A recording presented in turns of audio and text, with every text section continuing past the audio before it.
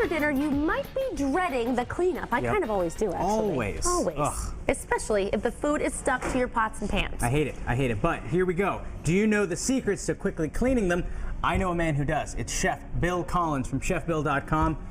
I hate cleaning pots. Well, nobody loves to clean pots. I mean, I didn't go to pot cleaning school. I went to cooking school. Oh. But this is unfortunately what happens, after you cook. And one of the things, and actually this came from a conversation with you, because talking about how it can really get in your way, especially you've got a family, kids, and you just don't want to spend up all night washing dishes. You don't want to wake up in the morning necessarily soaking it overnight. And I hate the way it looks sitting in the sink, soaking. It's just, it's just every time I walk by it, I'm like, ugh. Exactly. You just want it to go away, especially. And you get up in the morning and you have other things to do, and there's last night's dishes facing you. You know what? It's happened to me a couple times. It's the 2-night soak. I'll soak something the morning. The next morning, I go to clean it. It's not unstuck yet, so I do it again, and it gets even grimier and grimier in my sink. It just makes you crazy. Yeah. But there are a couple of ways to get around that. One of them is one of these great little 89-cent, maybe 99-cent little plastic scraping tools. These are great. Everybody's got them. You get them at Target. You get them at different Drummer's Kitchen. Everybody's got them. And the great thing is you can just kind of get under the food if it's kind of stuck, and makes it faster instead of trying to get a sponge all messy. So these are the greatest things in the history of the world.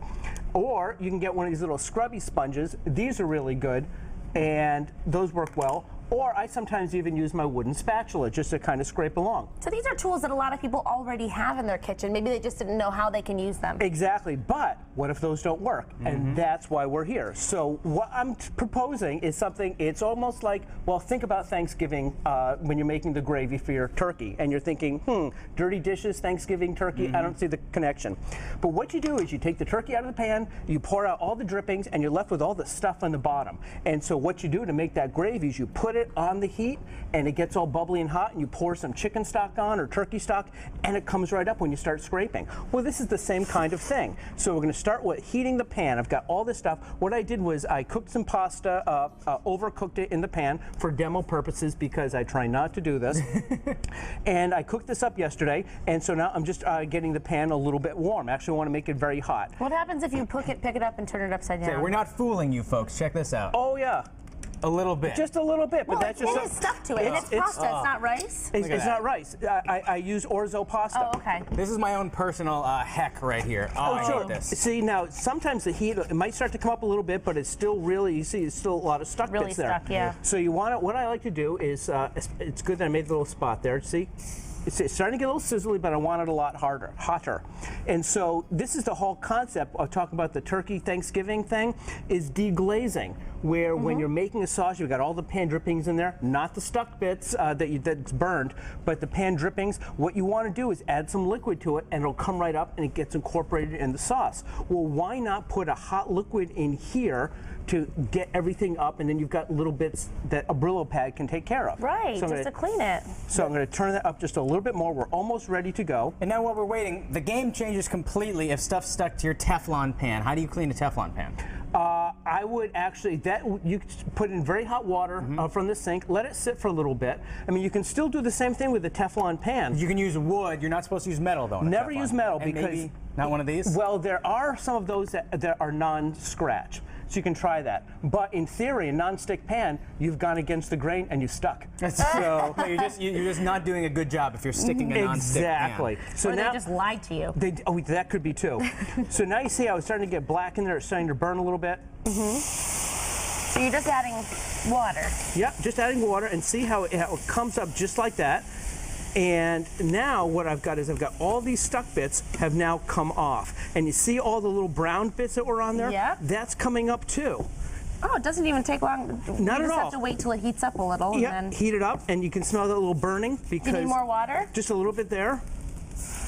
Now, when a pan that'll is come all right up. clean and all and unstuck, I know with cast iron pans you're supposed to season them. What about regular pans? What's a good maintenance on a good old-fashioned pan? You don't have to do any maintenance on a good old-fashioned pan. When you talk about a cast iron, what those need is some oiling and some heat to kind of help seal in the iron. And sometimes if they get out of season, if they get a little bit rusty, then you re-season it with oil. With the stainless steel, which most of the pans are, some are aluminum, but with a a good stainless steel pan, you're not going to have that problem. It will come clean every time. You know, the name stainless, it doesn't stain, and it doesn't have these little brown bits stuck to it. This is a stainless steel pan. And now this is ready, as you see. There's a little bit of water on there, on the side to take it a little bit off. This is ready to take over to the sink now and completely wash out. It's so much easier. But now, Seth did mention cast iron. Is it the same? You don't want to use dish soap on certain pots and pans, is that right? You don't want to use water. Exactly. Cast iron. That's why when I use clean a cast iron, if there are things stuck to it, I like to use the plastic scraper or use the wooden spatula. And again, if something is really stuck, I'll bring it right over the burner. Splash, get it hot, splash with water in, and it'll come right up, and then go from there. And with a cast iron pan, every time I'm finished using it, I take just I dry it. I put a little bit of smear of regular canola oil in, rather, not olive oil, and I heat it on the lowest setting in the burner for about 5 minutes. It absorbs a little bit, and I'm good to go for the next time. So that's seasoned it, it's ready to go every time. But you can do the same thing. If you find something stuck in there, then you just put a little water in or scrape it with a wooden thing. You don't want to use metal, and especially if you have a non-stick pan, you don't want to use any kind of metal scraper in there, as tempting as it might be, because you'll damage the surface every time. Love it. Chef Bill, thank you so much for these tips. Oh, I can't wait to clean my pots and pans now. It's going to be an exciting thing in the Cole house. I can't wait to go burn some food myself. I'm still not excited to burn food or to clean any of my pans. Hey, next week, Chef Bill is going to share his secrets to the perfect tuna noodle casserole. And for even more tips, head to our website, mymassappeal.com. Let's eat some burnt pasta. Yum.